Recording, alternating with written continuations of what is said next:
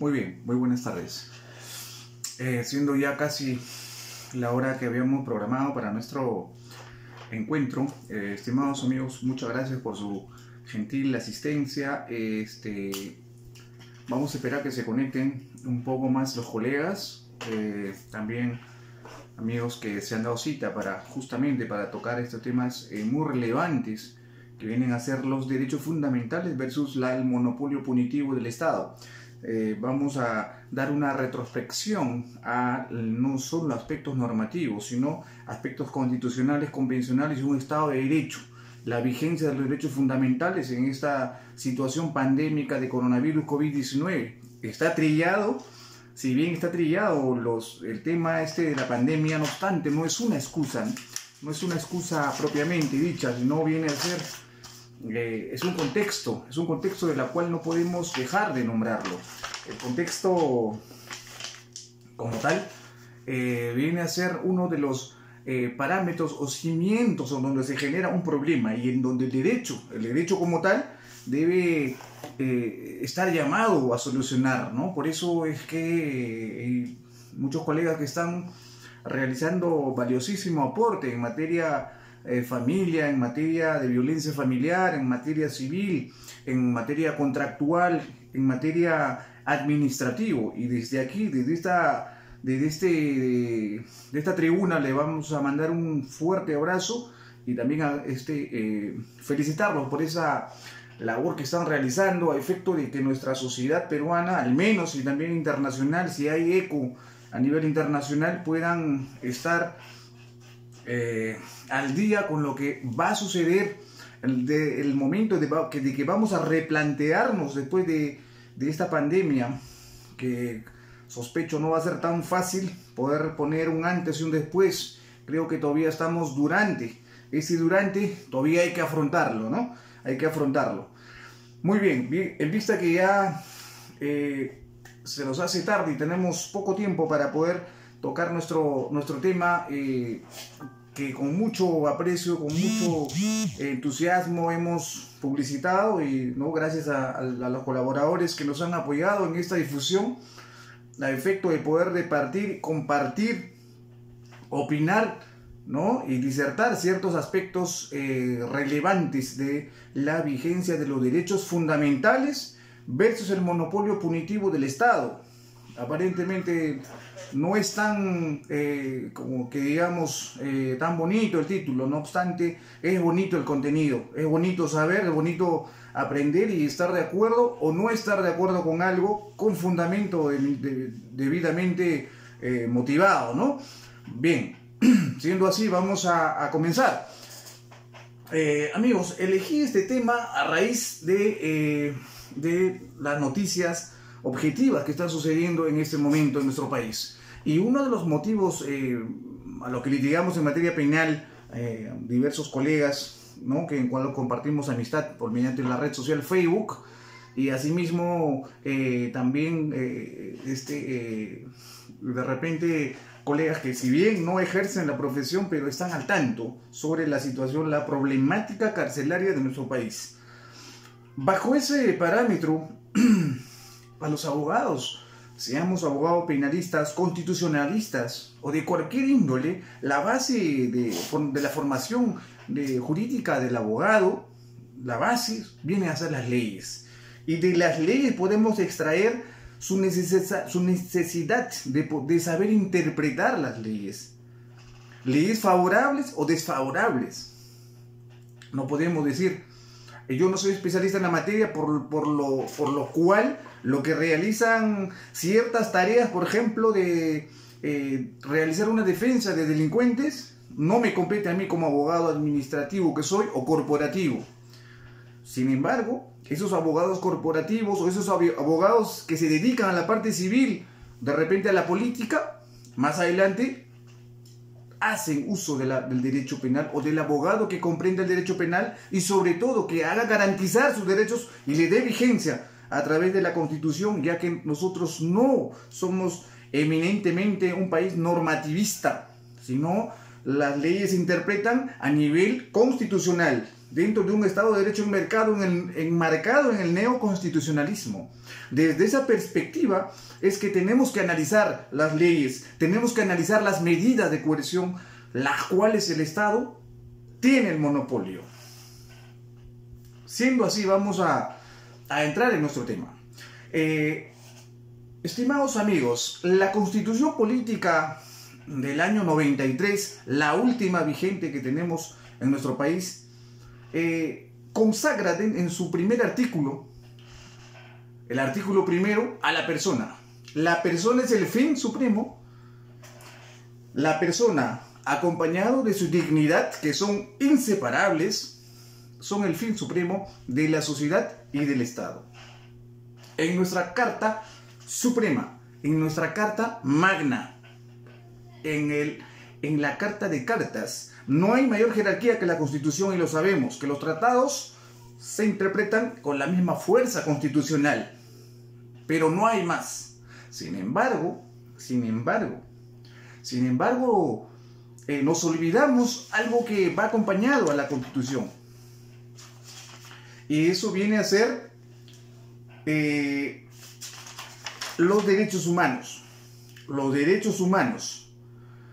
¿Y qué son los derechos humanos? Los derechos humanos son un conjunto de facultades personales. Y por otro lado, instituciones jurídicas que en cada momento histórico concretan las exigencias de la dignidad, la libertad y las igualdades humanas. Lo que quiere decir es que los derechos humanos es sinérgico a nuestra norma constitucional. No se puede interpretar la Constitución sin tener presente a los derechos humanos. Y los derechos humanos no viene a ser aquel organismo quien se encarga de castigar a los estados solamente. Los castiga a los países violadores de derechos humanos. Y es así. ¿Por qué los castiga? Porque si en el artículo primero de la Constitución el estamento constitucional ha positivado, recoge a la persona humana y a su dignidad ser el fin supremo de la sociedad y el Estado, sin embargo, lo vulnera esa norma. ¿Qué viene a ser la Constitución de cada Estado? Viene a ser el instrumento interno. Los instrumentos internos con los cuales deben aplicarse racional, proporcional y legalmente. Esos efectos deben ser dosificados con observancia a los derechos humanos. Que los derechos humanos no es más que el consenso universal de la protección de la dignidad de las personas, de sus derechos, consagrados en el artículo segundo. El artículo 2 de la Constitución Política del Perú protege todos los derechos. Y así, entonces nosotros podemos decir lo que nos trae, por ejemplo, esta tarde a disertar: derechos fundamentales. Si mis derechos están dentro de la Constitución, ¿ya serán fundamentales automáticamente? Porque una cosa son derechos fundamentales constitucionales y otros son los derechos constitucionales no fundamentales. Hay que tener cuidado y vamos a tocar sobre esa línea.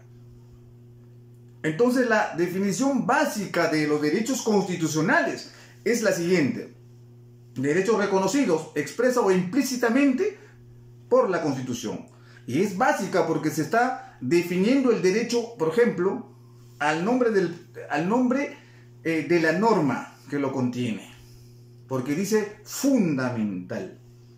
Y desde la percepción, por ejemplo, de la Constitución peruana, nos permite verificar que en ella se emplean las expresiones de derechos fundamentales de categoría 1 y derechos constitucionales que serían categoría 2. Entonces, todos son derechos constitucionales al estar recogidos dentro de la Carta Constitucional, lo que nos permitiría, por ejemplo, hablar de derechos constitucionales fundamentales y derechos constitucionales no fundamentales. Vale la pena redundar a efecto de que quede claro ese tema. Y así, sobre esa base, los derechos constitucionales fundamentales serían los más importantes, ¿no? Los otros constitucionales no fundamentales, en ese criterio, sería lo que han sido adoptados, por ejemplo, por el Estado peruano a la hora de haberlo dividido en títulos. El título 1 iría de la siguiente manera: los derechos fundamentales en el título, en el capítulo primero. Los derechos sociales económicos en el capítulo segundo. Y los derechos políticos y los deberes en el capítulo tercero. De forma que tal los derechos reconocidos en el capítulo primero serían los derechos constitucionales fundamentales. Y estos están recogidos en la carga, ¿no? Que en la larga lista de la Constitución Política del Perú, en el artículo primero y en el artículo segundo, que son derechos muy inherentes a la persona y se encontrarían en el primer orden. Todos los demás derechos protegidos por la Carta Constitucional vendrían a ser derechos constitucionales no fundamentales, lo cual no significa que sean menos importantes. Todos los derechos son importantes, las que están positivadas, y también se tienen que interpretar conforme a su estamento cuando se tengan la necesidad de aplicar, por ejemplo, a otro tipo de situaciones que no atiendan a un contexto fundamental. Fundamental la vida, fundamental la salud y otros. En fin, entonces, para hacer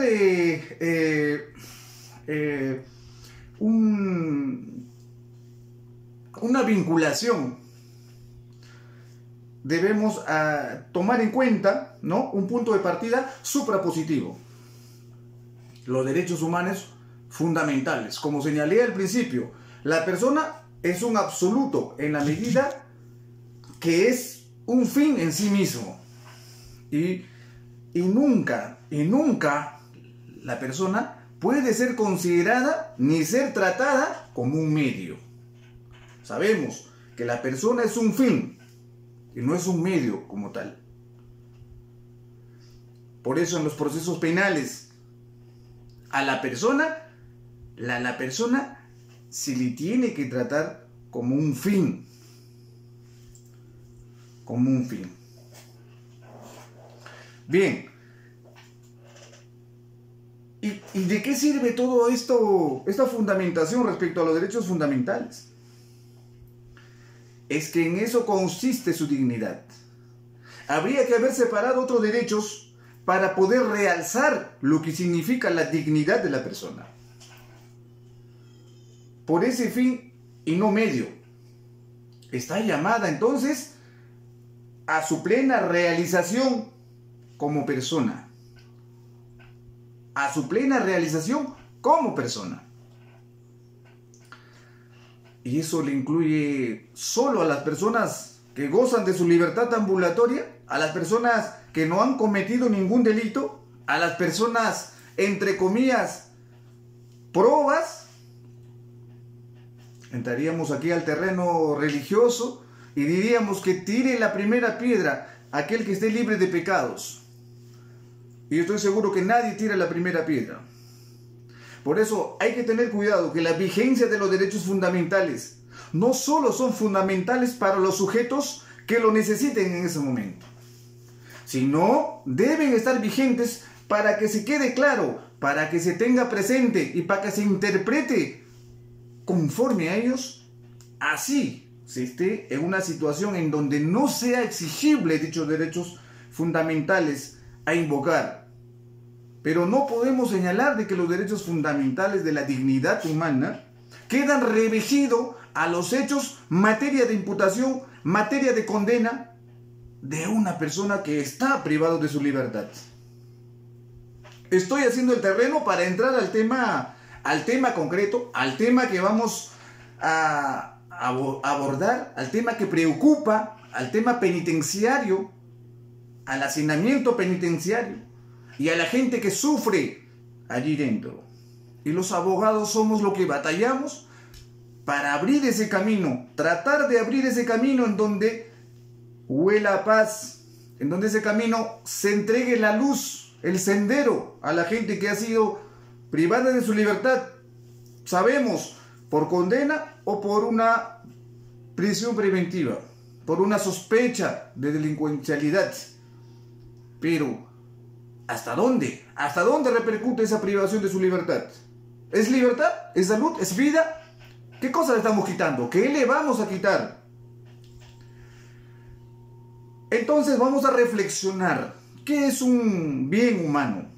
¿Qué es un bien humano? Si existe dignidad humana, ¿qué es un bien humano? Los bienes humanos es lo debido a la persona por ser tal. Por ser tal. Porque existen bienes materiales, patrimoniales, entre otros. Y existe un bien humano. Y es lo debido, ¿por qué? Porque le corresponde por tener la naturaleza de dignidad humana. O sea, por eso debemos señalar que la dignidad como tal solo lo tienen los seres humanos. Los hace a los animales humanos un ser diferente, porque le está revestido de ese don, de un alma transparente llamado dignidad, que no lo podemos ver, pero tenemos que respetarlo. Tenemos que respetarlo al asesino, hay que reprimirle con una pena, debido a su conducta infractora, a su conducta punible, pero habrá que dosificar cuánto le doy de esa condena, y no viendo la naturaleza punitiva para la pena, viendo como un fin en sí misma, sino con los fines que conocemos en el derecho penal, los fines de la pena, con fines resocializadores y de reincorporarlos a la sociedad. ¿Por qué? Por el respeto a su dignidad. Porque el Perú ha abolido la pena de muerte, ha abolido voluntariamente la pena de muerte. Siendo así, siendo que hemos abolido la pena de muerte, hemos eliminado a una cualidad demasiado alta del desprecio a la misma dignidad del ser humano. Y al ser los derechos humanos progresivos, no hay forma de despreciar otra vez la dignidad humana, porque las sociedades avanzan, El Perú, al haber abolido la pena de muerte, habría dado un gran paso, porque eso involucra que las sociedades también avancen. Siendo así, vamos a entrar al terreno de la legalidad, de la legalidad constitucional, a lo que dicen nuestras autoridades, que dicen nuestra máximo intérprete de la Constitución Política del Perú, referido a la plena realización de la persona humana. El Tribunal Constitucional, en el artículo, hace alusión en el expediente 5/2008,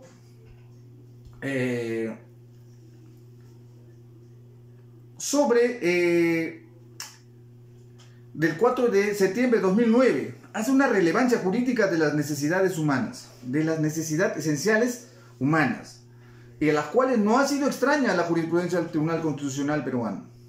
Por ejemplo, cuando ha mencionado que este despliegue en múltiples direcciones inherente a los derechos fundamentales, como no podría ser otro modo, también se encuentra presente en la dignidad humana. Hace referencia a la dignidad humana, ¿no?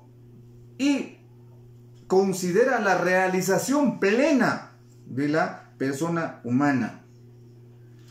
Y asimismo, por ejemplo, en el expediente 2273/2005, en el proceso de habeas corpus, el Tribunal Constitucional, el 20 de abril del año 2006, en el fundamento jurídico 9 y 10, hace lo mismo, el mismo señalamiento. Dice, lo mismo ocurre con las exigencias que brotan de la esencia de la naturaleza humana.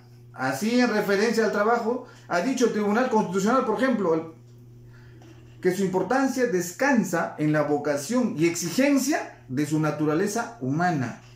O sea, elementos vinculados a satisfacer la necesidad del ser humano, la realización del ser humano, la paz y la felicidad del ser humano.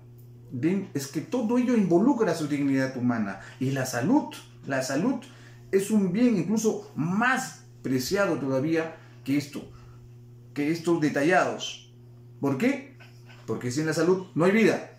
Si la salud peligra, peligra la vida. Entonces, ¿podemos hablar de los derechos fundamentales constitucionalizados? Lo que señalé al principio. La teoría armonizadora, por ejemplo, nos dirá que la coexistencia de la delimitación del contenido esencial en el concepto de derechos fundamentales. De que parte la teoría absoluta no es lo único posible. Con esa base, en la consideración de los derechos humanos como bienes humanos que brotan de la naturaleza y la esencia humana, es posible entonces pensar a los derechos fundamentales se le tiene que dar la categoría de constitucionalizarlos. Quien no piensa de esa manera, quien no recoge a los derechos humanos en el proceso de constitucionalización, o quien no interpreta la norma emanado sinérgicamente con los derechos humanos, no está viviendo en un Estado de Derecho, no lo respeta el Estado de Derecho, a lo que hace gala cuando se dice que nuestro país es un Estado democrático, social y constitucional de derecho. Bien, entonces, desde el ámbito supranacional, porque hay que saber de que estamos yendo de menos a más,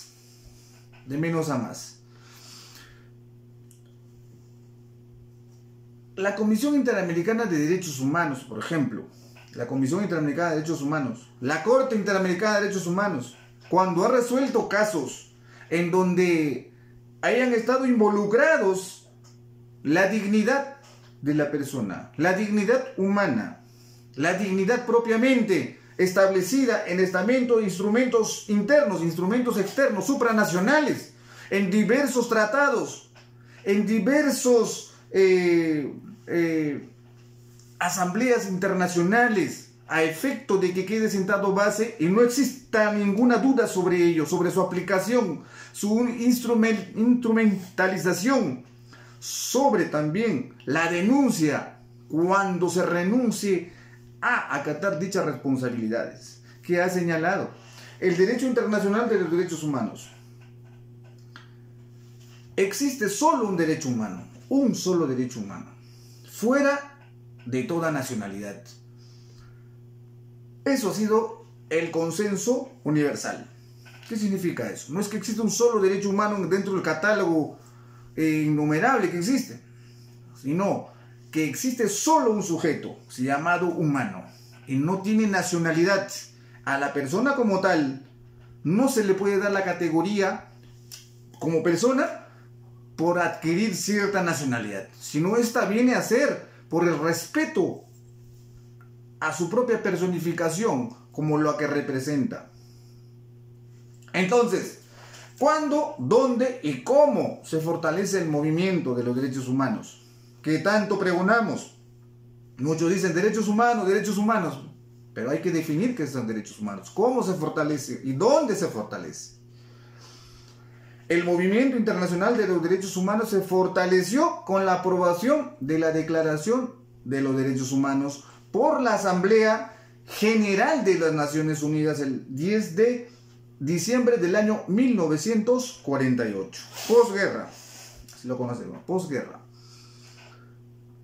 Hace unas semanas toqué, por ejemplo, cuando hablé sobre el neoconstitucionalismo, sobre esa dimensión, ese paradigma del neoconstitucionalismo que se está aplicando ya, no solo en el área del derecho penal, sino en distintas áreas del derecho propiamente, en sus diversas especialidades. En el caso Hut de Alemania, por ejemplo, se recogía de la posguerra.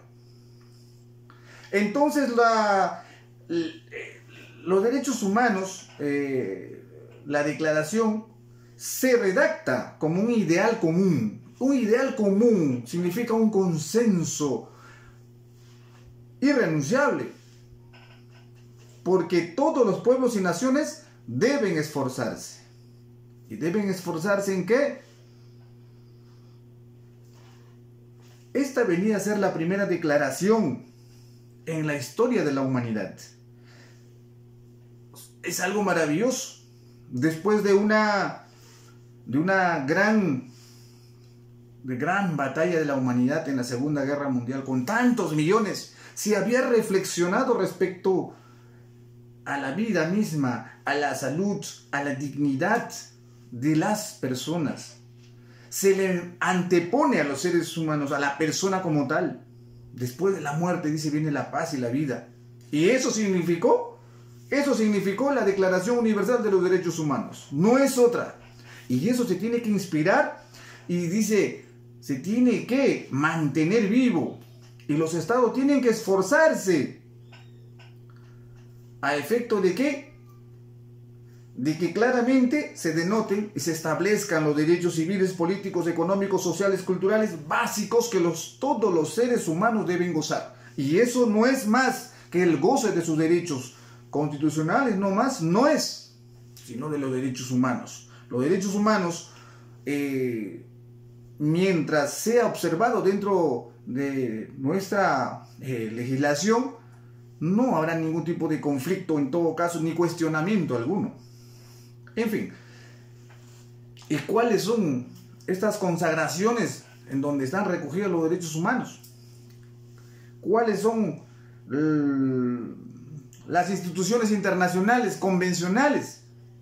Por ejemplo, la Carta de las Naciones Unidas, la Carta Internacional de los Derechos Humanos, Declaración Universal de los Derechos Humanos de 1948, el Pacto Universal de Derechos Social y Político, Económico, Cultural del año 1966, el Pacto Internacional de Derechos Civiles, el año civiles y derechos civiles y políticos, y así.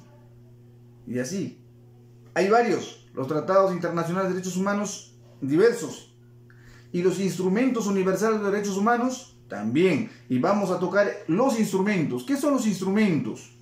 Los instrumentos universales de los derechos humanos, a la cual esto se da a raíz de la Conferencia Mundial de los Derechos Humanos y a una denominada Asamblea del Milenio.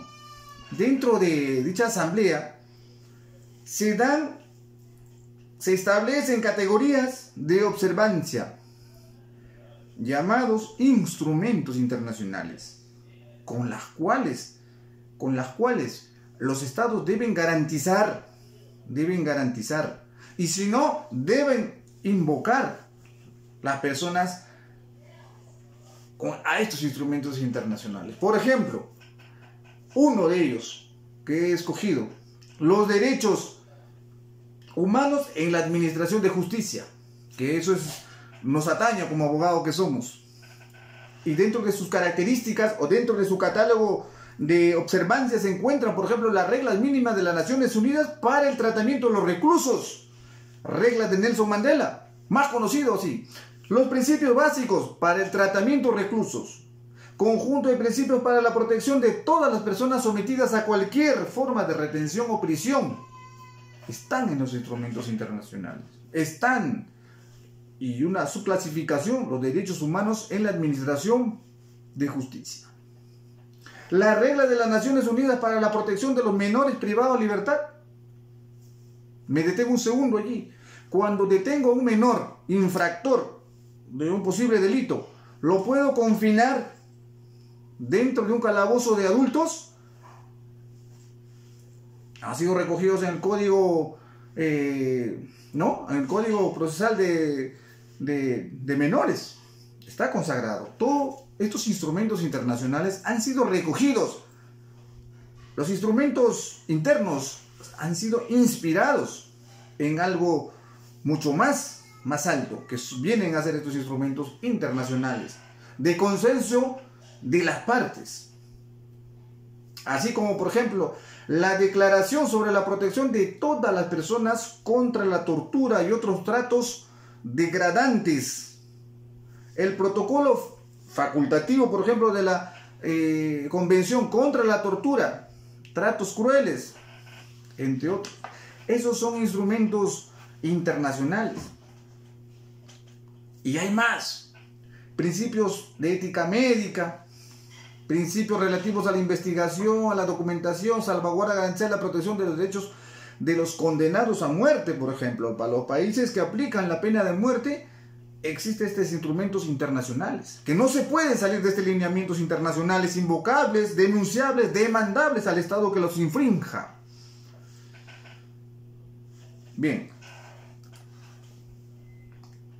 Y, por ejemplo, dentro de los organismos internacionales, la OEA, entre otros que estamos acostumbrados a escuchar, la ONU, por ejemplo, durante esta pandemia COVID-19 se adelanta con mucha efectividad y de verdad con mucha coherencia cuando dice, miremos a través del prisma de los derechos humanos.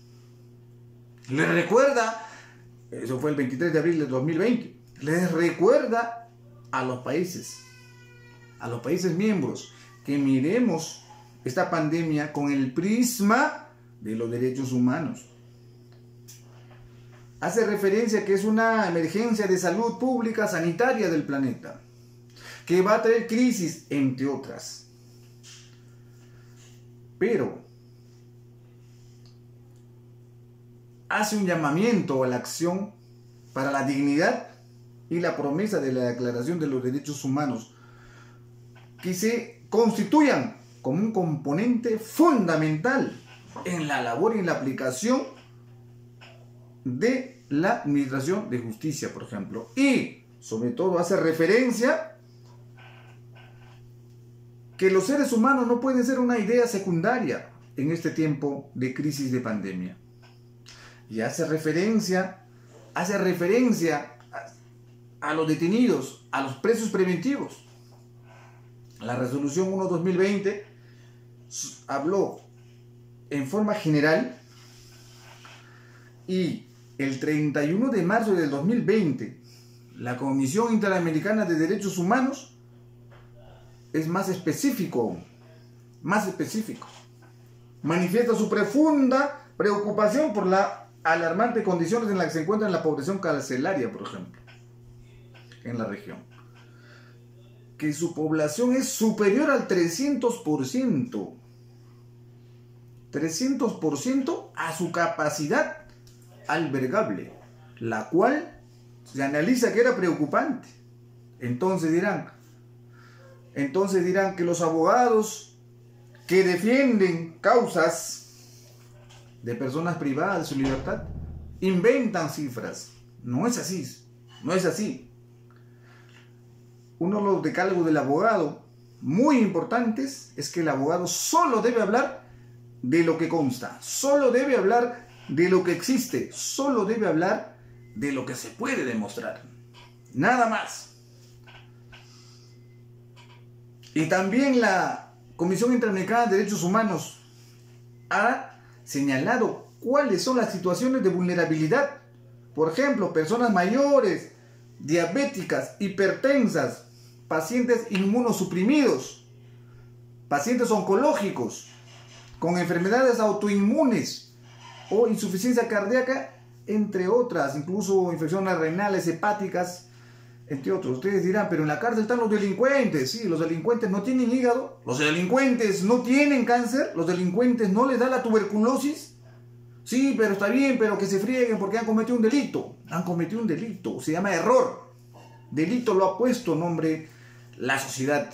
El delincuente no es más que el reflejo de su propia sociedad. Porque cuando falla los controles sociales primarios, los controles sociales informales, como es la casa, el colegio y lo demás, se usa a la parte residual que viene a ser el derecho penal.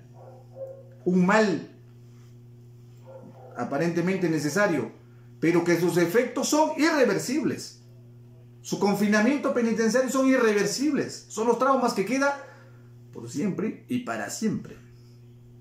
Bajo esa premisa debemos decir, por ejemplo, que los juzgados en la actualidad están pidiendo pruebas de que cierta persona está vinculados a este tipo de patologías preexistenciales para COVID-19. No obstante ello, podemos señalar que ninguna persona, así no tenga ninguna enfermedad preexistencial, preexistencial no para que ingrese el virus, sino para que muera más rápido, hay que decirlo con propiedad.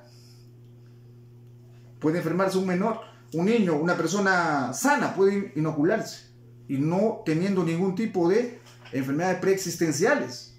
El virus mata al ser humano y listo. Entonces vamos a ingresar a nuestro tema. Esto era un pequeño patio para poder llegar hacia la sala. Y vamos a entrar, por ejemplo, a la vinculación de la protección o la vigencia de los derechos fundamentales versus el monopolio punitivo del Estado. ¿Qué es el monopolio punitivo del Estado? Son los límites de las cuales el Estado tiene el monopolio, tiene el control. El Estado es la única persona como Estado, representa quien puede hacer uso de facultades que corresponde a un determinado sujeto. O sea, te aplica la ley. En la actualidad, por ejemplo, el Estado impone penas y medidas de seguridad. Penas, delincuente, medidas de seguridad a los sujetos peligrosos o a los menores infractores, entre otros. Hay que destacar, entonces, cuestiones esenciales, por ejemplo. La justificación y la fundamentación del ius puniendi y sus límites. ¿Cuáles son? Uno de ellos, la justificación. Protección de bienes jurídicos tutelados, ¿no? También se denomina principio de lesividad. O se traduce en que el Estado no puede establecer penas que no tengan fundamento en la existencia de un bien jurídico. Principio consagrado en nuestro artículo 4 del título preliminar del Código Penal. ¿Qué más? La dignidad de la persona, artículo 1 de la Constitución. No puede pasar esos límites. Eso sería el límite de la potestad punitiva del Estado.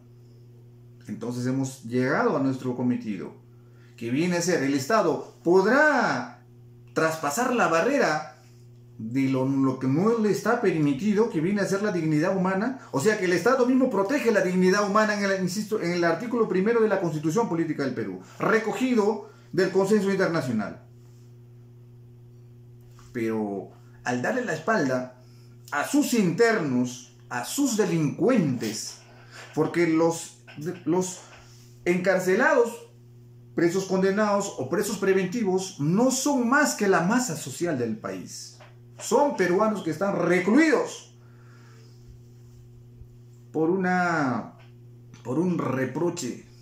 reproche social a sus actos. Estamos de acuerdo. Estamos de acuerdo. También sabemos que existe cierta cualidad entre tantos individuos. No todos están por temas graves. No todos merecen estar en este COVID-19 sin pruebas rápidas ni moleculares, estar hacinados y con peligro para su vida. Bien, entonces, dentro de esto, por ejemplo, podemos decir que el ius puniendi es una expresión latina, o potestad sancionadora del Estado.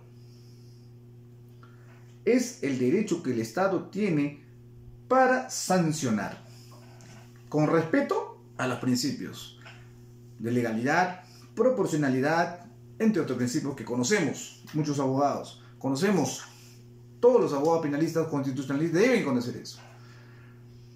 Bien, entonces, la potestad punitiva del Estado versus derechos fundamentales vigentes en el contexto. se tiene que ver desde el parámetro persona humana. Persona humana punible, pasible de punibilidad, derecho del Estado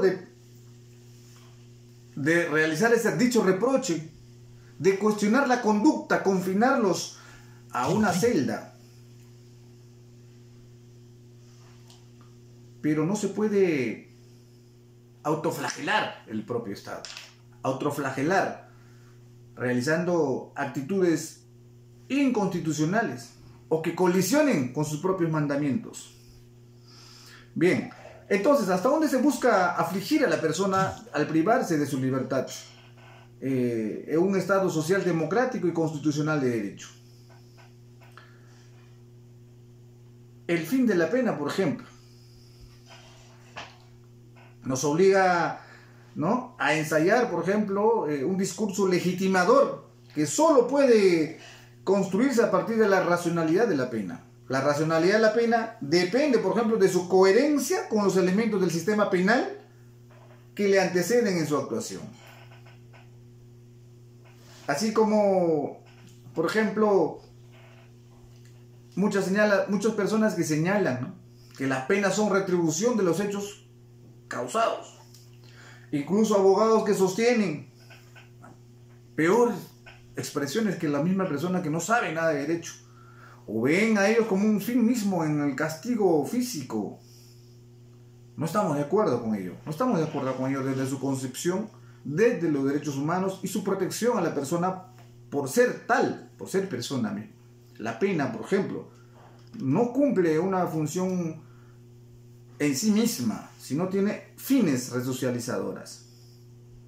La retribución aparece en Hegel, un filósofo y pensador como el que decía, como el único crítico que era capaz de considerar que el delincuente como un ser racional y libre. Si se le pretendiese curar, intimidar o neutralizar, por ejemplo, se le equipararía a un animal peligroso. Por el contrario, con la pena retributiva, dice, se honra al delincuente. A diferencia de Kant. En Hegel, por ejemplo, la pena retribuye el daño causado al ordenamiento jurídico y no a la lesión de la víctima. Por lo que un delito podría acarrear una pena más grave o más leve, que lo aconsejaría, por ejemplo, o se asemejaría a la ley del talión.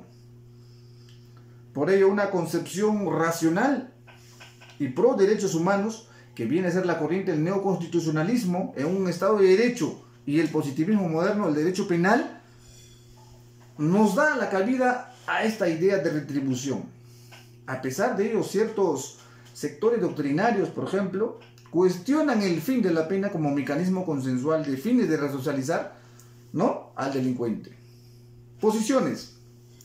El tema aquí que nos trae sobre si el Estado, al quitarle la libertad luego de un proceso penal en calidad ya de condenado o durante el proceso en calidad de inocente pero sospechoso por haber cometido un delito. Se nos baja la batería, un momentito por favor.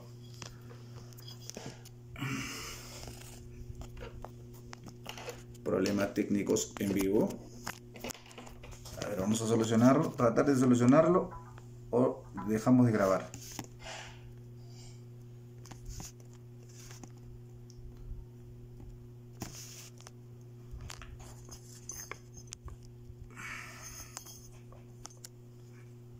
Bueno, vamos a echarle.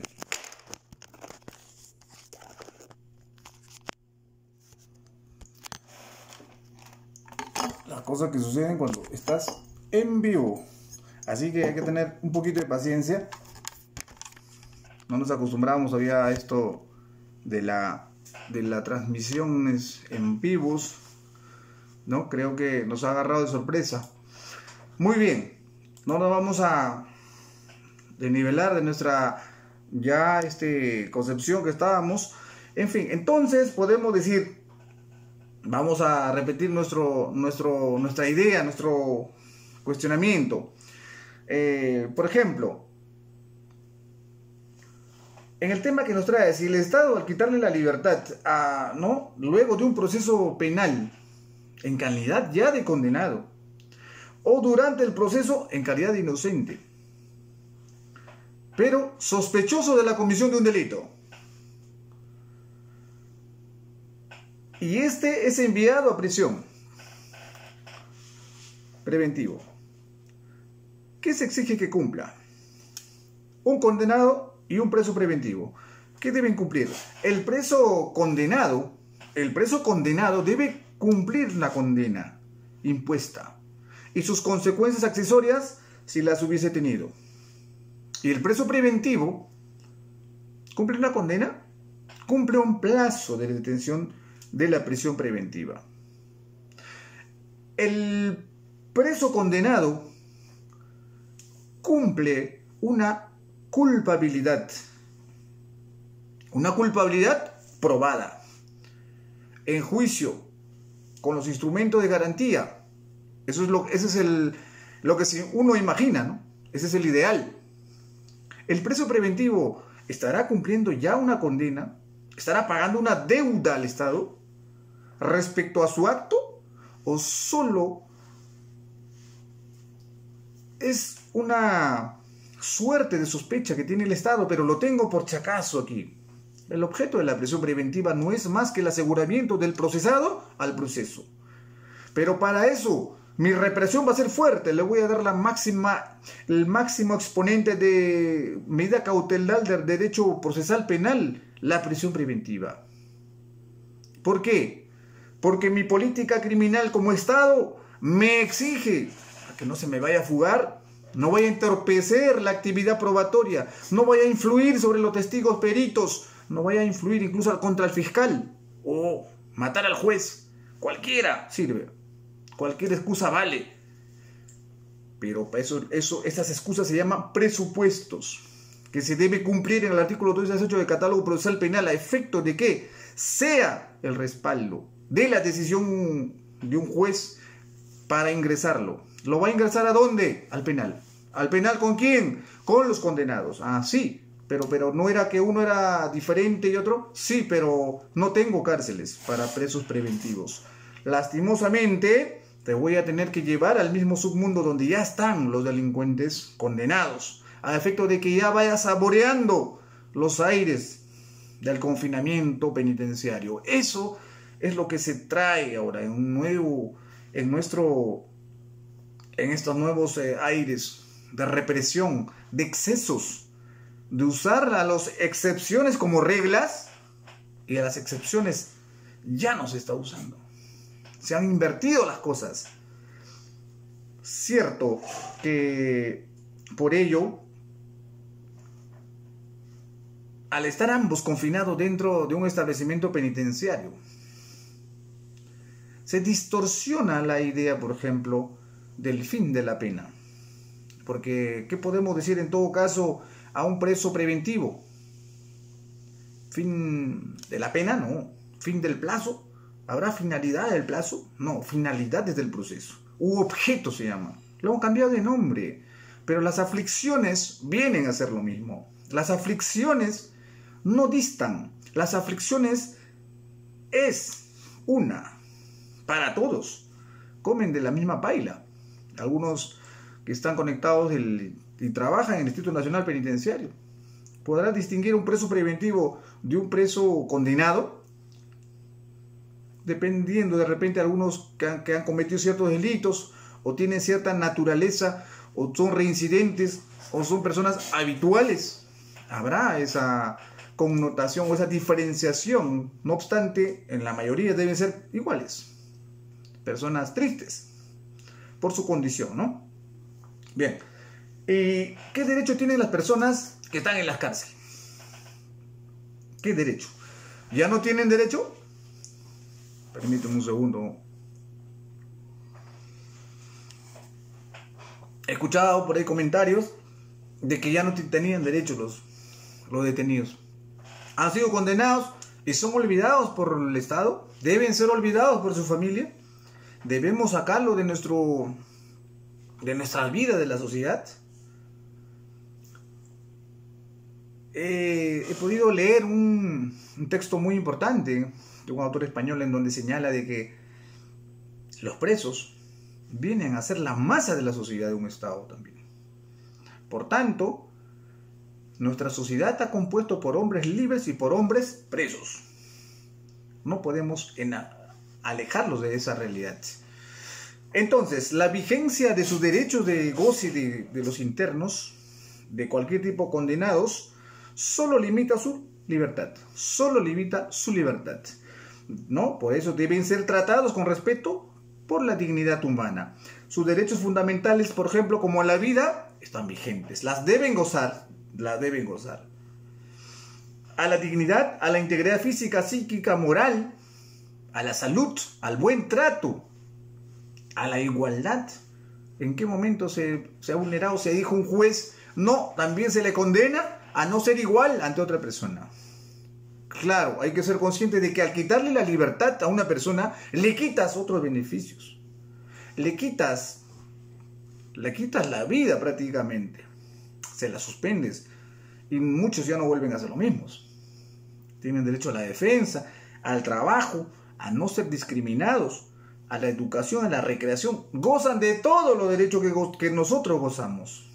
Solo no tienen la libertad y sus efectos y sus subclasificaciones, lo que trae a la libertad como tal. Por eso, por ejemplo, podemos decir, siempre vemos al derecho penal, lo que vemos con pasión al derecho penal.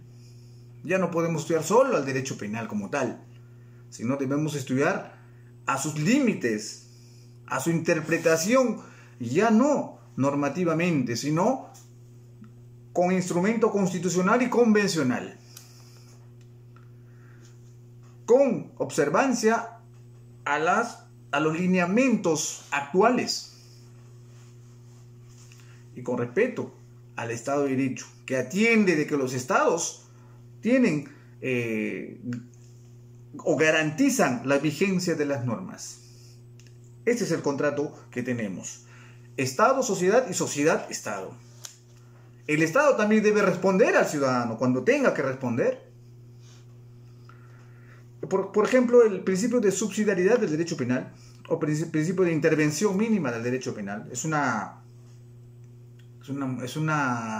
uno de los eslabones muy importantes del derecho penal, que nos ayuda, por ejemplo, a la gradualidad del derecho penal, además de la proporcionalidad, obviamente. Muñoz Conde, por ejemplo, lo dice, ¿no? Que viene derivado directamente de la necesidad.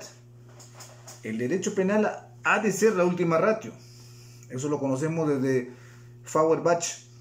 El último recurso que hay para acudir nos debe conllevar, después que hemos gastado todos los recursos, recién tenemos que apretar con el derecho penal. ¿Por qué hablo esto del principio de subsidiariedad? Porque el derecho penal, como quieras, es lo que representa como un instrumento punitivo del Estado. Es un instrumento que usa una política, cierta política. Pero hay que tener cuidado. Podemos estar dentro de un Estado punitivo, ¿no? Dentro de un Estado represivo. Por eso la Constitución también pone límites. Límites al mismo Estado, a su potestad punitiva del Estado. El Estado tiene el monopolio, pero el Estado también tiene límites. Y los límites vienen consagrados incluso pasando nuestras fronteras. Muchos dicen, pero hay que salirnos de los tratados internacionales. ¿Sí? Pero que vayan, que el Estado te rompa la puerta y entre a tu casa. Lo demandas aquí ante un juez y te declaran improcedente. Al Tribunal Constitucional te declaran improcedente. ¿A dónde recurres?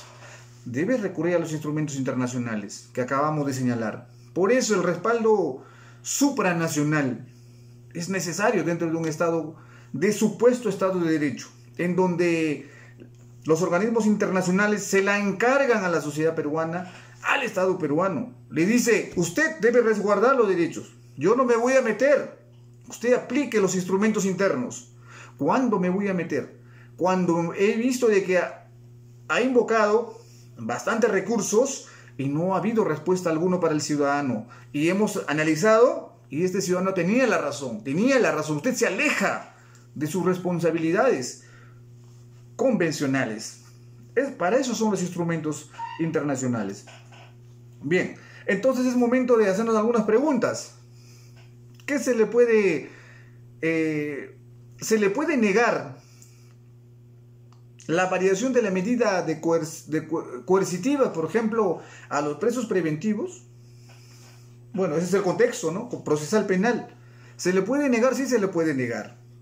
Se le puede negar desde aspectos, por ejemplo, de política criminal, teniendo en cuenta de que ya he escuchado varias voces por ahí de autoridades que dicen que no vamos a soltar feminicidas, no vamos a soltar a violadores, entre otros.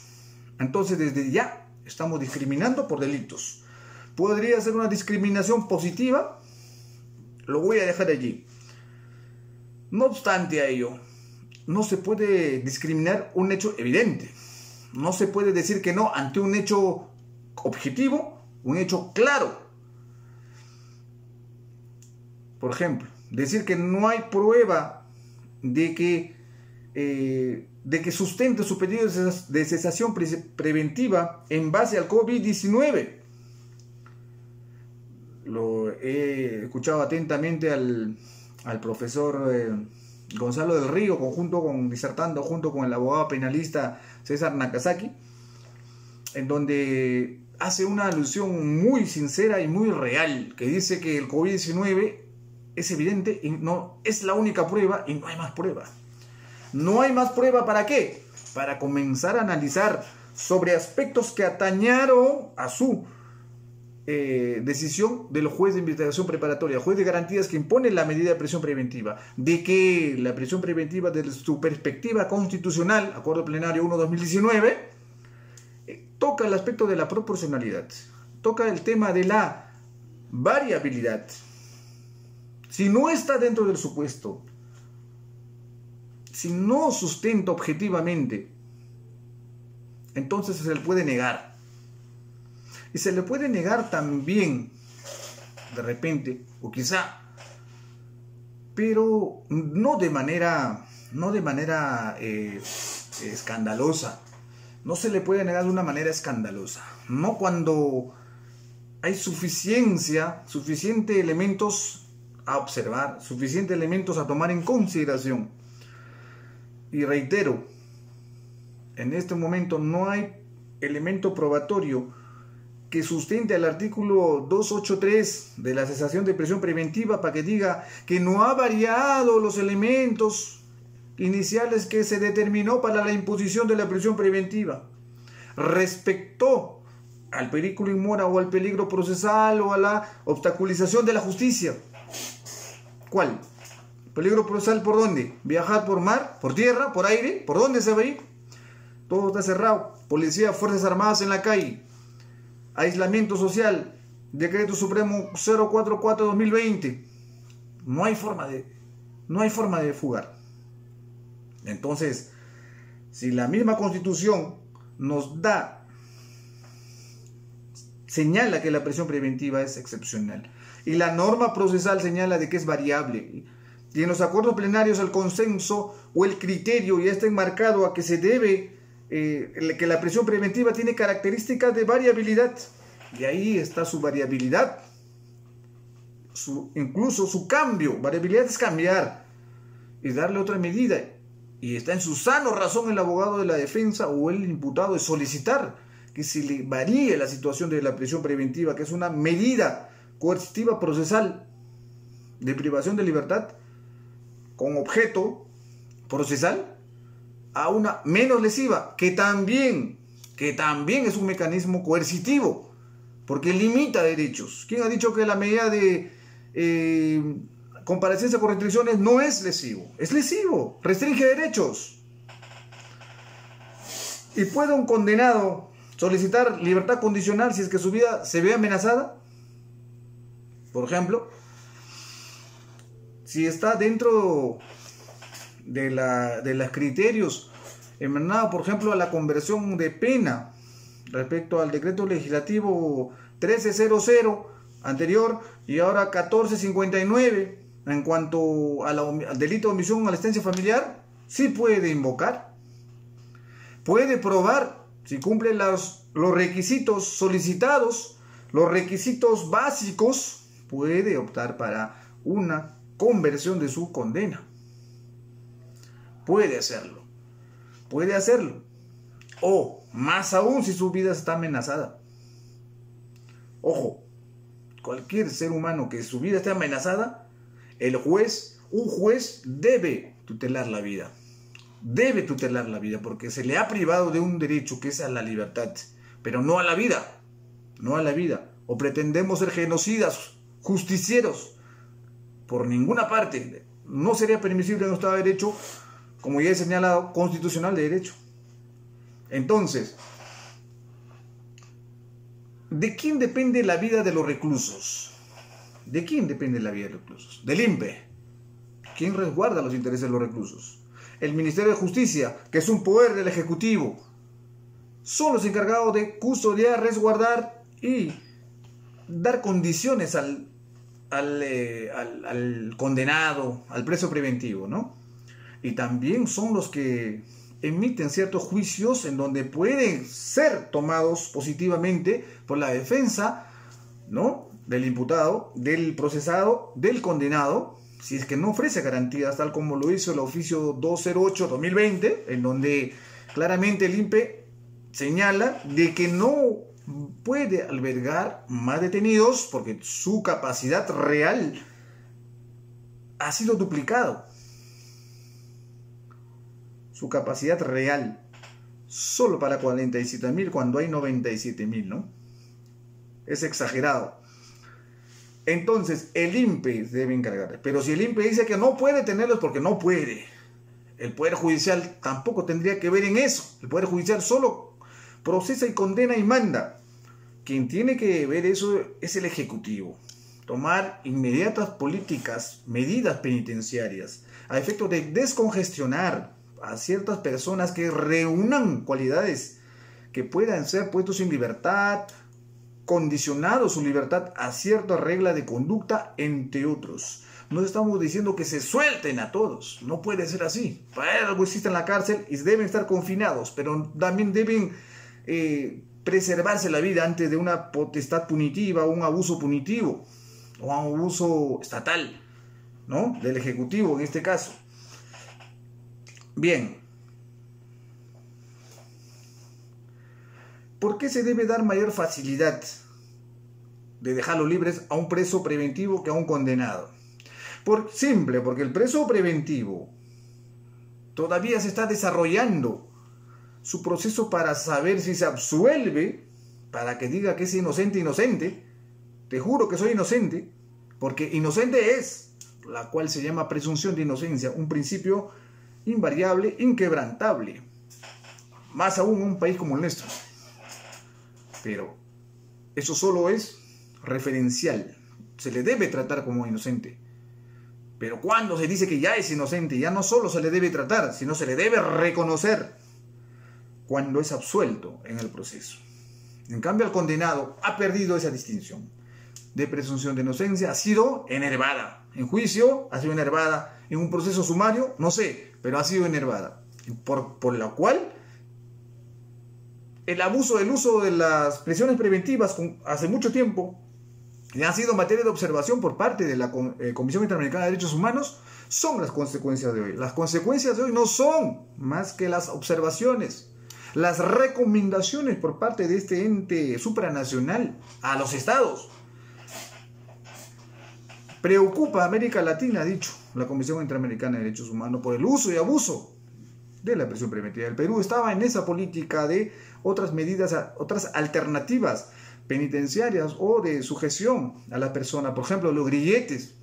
La doctora Diana Milla Vázquez, especialista en la materia, ha señalado, ha pormenorizado en el Acuerdo Plenario 1-2019 que se ha desarrollado en la Corte Suprema sobre la materia, sobre otras alternativas de sujetar al procesado que reúna ciertas condiciones.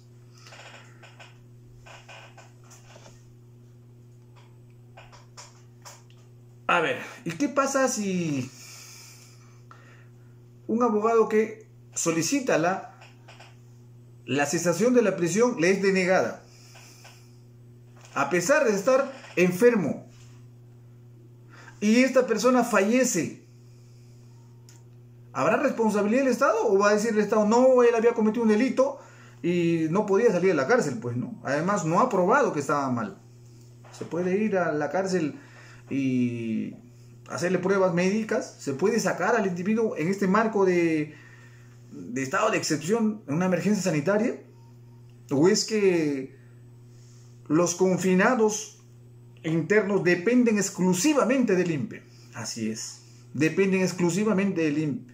Y el INPE viene a ser su padre y su madre de ellos. Y si ellos les fallara, los detenidos correrán peligro, pueden morir. Y el Estado será responsable. Pero responsable después de la muerte ya no sirve de mucho. Por eso es que se deben tomar acciones inmediatas. Acciones... me gustó mucho escuchar al doctor Ávila Herrera, a la doctora Milla Vázquez y al doctor Álvarez Irala tocando temas muy importantes. Por ejemplo, aspecto procesal penal, aspecto penitenciario y aspecto de derechos fundamentales, derechos humanos, que deben ser uno de los ansiados temas a zanjar por parte del Estado peruano. Todo Estado tiene sus dificultades, sus problemas, sus vacíos, pero hay que preponderar de acuerdo también a la necesidad, en este caso de la dignidad y la vida de los internos. Entonces, ¿la vida de la persona y su dignidad son coercibles en el país? No, porque no hay pena de muerte. No hay pena de muerte. Escuché por ahí también en estas charlas que hay jurídicas y las tomo y las traigo para ustedes. Podemos convertir un genocidio dentro de la cárcel. Podemos llegar a ser genocidas penitenciarios. Sería una vergüenza. Sí, está bien, la gente se está muriendo también afuera, los policías, los del INPE, están reclamando mucha gente. Sí, pero están libres. Pueden estar en sus casas y no salir y no se infectarían, pero ellos están detenidos. Ellos no llaman al virus. Quienes ingresan son el INPE, entran y salen, traen la comida, llevan. Ese es el traslado de este enemigo invisible, que es el coronavirus. Hay que tener cuidado, que es un foco dentro de un centro penitenciario puede exterminarlos, puede constituir un centro de exterminio en pleno siglo XXI. Preocupante en realidad. ¿Y los derechos humanos? ¿De qué forma se puede observar a una persona privada de su libertad? Es genuino. Los derechos humanos nunca se apartó de esa persona. Jamás. Desde el momento que tampoco ha perdido sus derechos vigentes. El análisis, en todo caso, tenemos que trasladar a mi inicio de ponencia cuando dije que los derechos humanos son progresivos, los derechos humanos son inherentes y se interpretan junto con la Constitución. En fin, sobre esto quiero dar unos comentarios finales. La Comisión Interamericana de Derechos Humanos la semana pasada reportó 25.000 casos, 25.000 denuncias.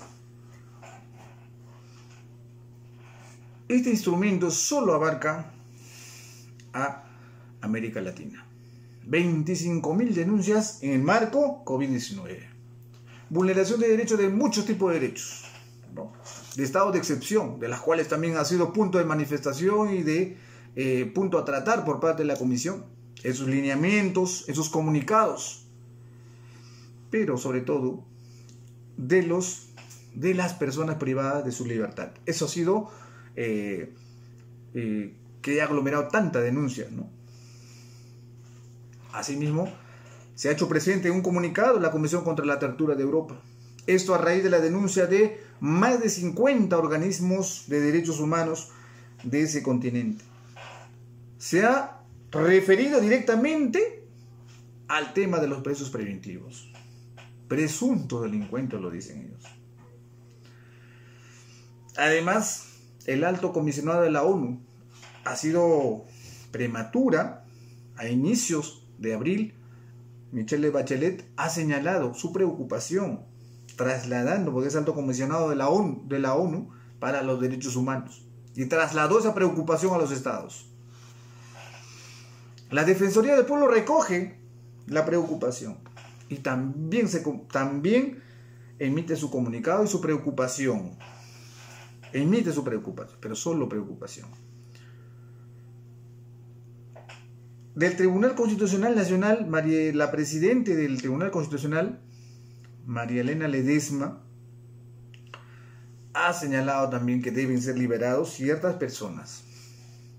Entonces, hemos podido extraer eso, hemos podido extraer dichas inquietudes de organismos internacionales a nuestras jurisdicciones judiciales. ¿Cuántos libres hay? ¿A cuántos se le ha analizado su caso concreto? A pocos, poquísimos se le ha fundado la cesación de la prisión preventiva y casi condicionados a ciertas cosas, incluso pagos. Así, por ejemplo, hay ciertos países que han tenido iniciativas positivas de descongestionar sus cárceles. Muchos países, desde Irán, desde Argentina, desde Nicaragua, por ejemplo, Colombia. Entonces, hay países que nos están llevando el paso. Hay países que sí respetan, ¿no?, los tratados internacionales, sus compromisos internacionales, a efecto de que la sociedad no utilice los instrumentos, a efecto de demandar al Estado opresor, agresor, abusivo, que puedan estar cometiendo excesos. En fin,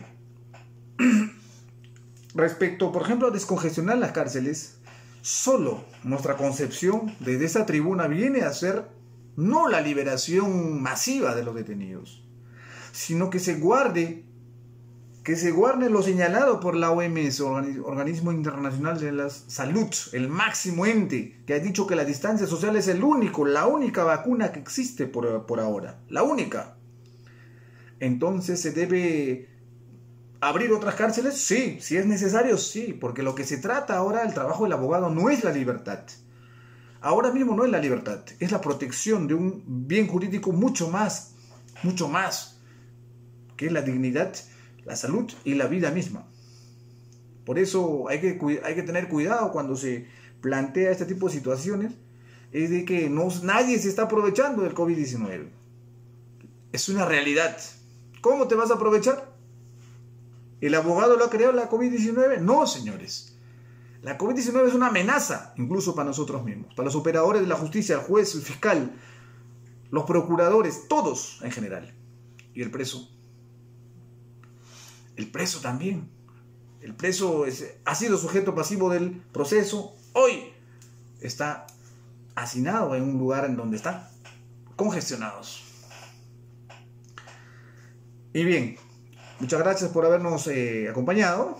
Quiero dejarles con esta frase de Carneluti en su obra Miserias del proceso penal, cuando señalaba que con todos sus sufrimientos, con todas sus angustias, con todas sus vergüenzas, para asegurar el porvenir del culpable, en el sentido de que ha comprendido un error, y no solo lo ha comprendido, dice,